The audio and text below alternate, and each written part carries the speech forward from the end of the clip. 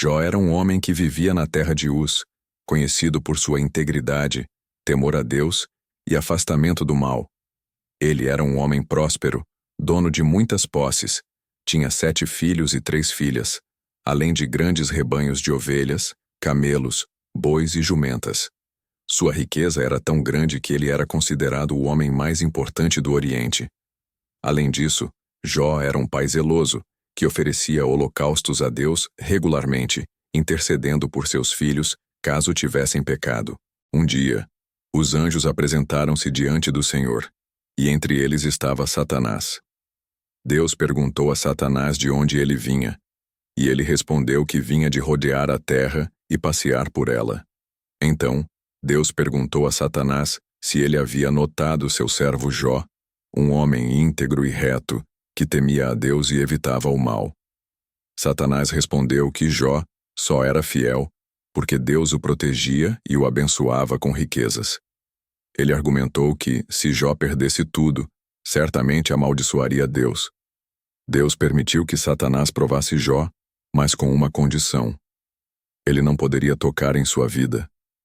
Satanás aceitou o desafio.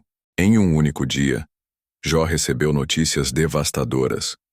Um mensageiro chegou dizendo que os sabeus haviam atacado e levado todos os bois e jumentos, matando os servos que cuidavam deles. Outro mensageiro chegou dizendo que fogo caiu do céu e consumiu as ovelhas e os servos que as guardavam. Um terceiro mensageiro relatou que os caldeus haviam roubado os camelos e matado os servos. Por fim, um quarto mensageiro trouxe a pior notícia. Um vento forte derrubou a casa onde os filhos de Jó estavam reunidos, matando todos. Diante de tantas tragédias, Jó rasgou seu manto, raspou a cabeça e prostrou-se em adoração, dizendo: Nu saí do ventre da minha mãe, e nu voltarei para lá. O Senhor deu, o Senhor tirou. Bendito seja o nome do Senhor. Apesar de tudo, Jó não pecou nem culpou a Deus. Satanás voltou a se apresentar diante de Deus, que novamente destacou a fidelidade de Jó. Desta vez, Satanás argumentou que Jó só era fiel porque sua saúde estava intacta.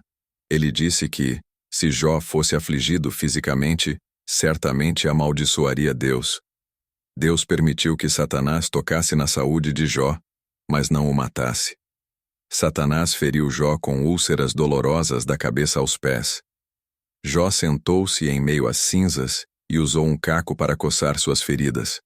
Sua esposa, desesperada, disse-lhe: Ainda conservas a tua integridade? Amaldiçoa a Deus e morre. Mas Jó respondeu: Falas como uma insensata. Receberemos o bem de Deus e não receberemos o mal? 3 amigos de Jó, Elifaz, Bildade e Zofar, ouviram sobre suas aflições e foram visitá-lo. Quando o viram, ficaram tão chocados com sua aparência que choraram e rasgaram suas vestes. Eles sentaram-se com Jó em silêncio por 7 dias e 7 noites, compartilhando de seu sofrimento. Após esse período, Jó quebrou o silêncio, amaldiçoando o dia de seu nascimento e questionando por que havia nascido para sofrer tanto. Ele expressou sua angústia, mas não amaldiçoou a Deus.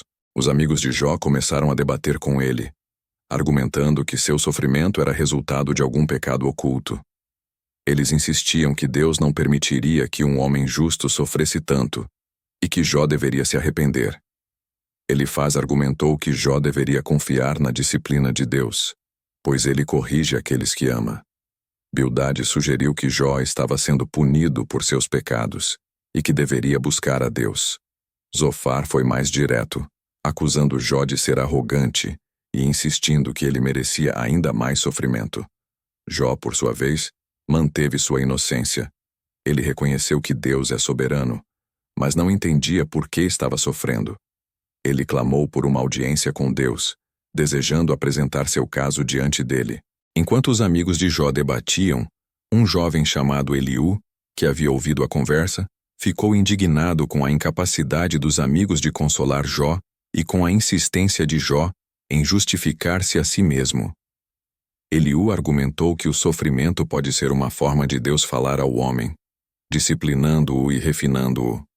Ele enfatizou a grandeza e a justiça de Deus, sugerindo que Jó deveria se humilhar e reconhecer a soberania divina. Finalmente, Deus respondeu a Jó de dentro de um redemoinho. Ele não explicou as razões do sofrimento de Jó, mas questionou-o sobre sua compreensão da criação e do governo do universo. Deus fez uma série de perguntas retóricas, destacando sua sabedoria e poder. Onde estavas tu quando eu lançava os fundamentos da terra? Quem pôs a sabedoria no íntimo do homem, ou deu entendimento à sua mente? Jó reconheceu sua insignificância diante da grandeza de Deus e respondeu: Eu sei que podes fazer todas as coisas. Nenhum dos teus planos pode ser frustrado. Eu falei do que não entendia, de coisas maravilhosas demais para mim, que eu não conhecia. Deus repreendeu os amigos de Jó por não terem falado corretamente dele, ao contrário de Jó. Ele ordenou que eles oferecessem holocaustos e que Jó intercedesse por eles. Depois que Jó orou por seus amigos, Deus o restaurou, dando-lhe o dobro de tudo o que ele tinha antes. Jó teve mais 7 filhos e 3 filhas, e viveu 140 anos, vendo suas gerações até a 4ª geração. A história de Jó nos ensina sobre a soberania de Deus, a complexidade do sofrimento humano e a importância de confiar em Deus, mesmo quando não entendemos seus propósitos.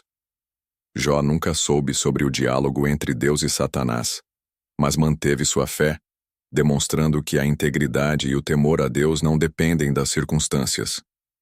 Essa é a história completa de Jó, um testemunho de fé, paciência e restauração que continua a inspirar milhões de pessoas ao redor do mundo.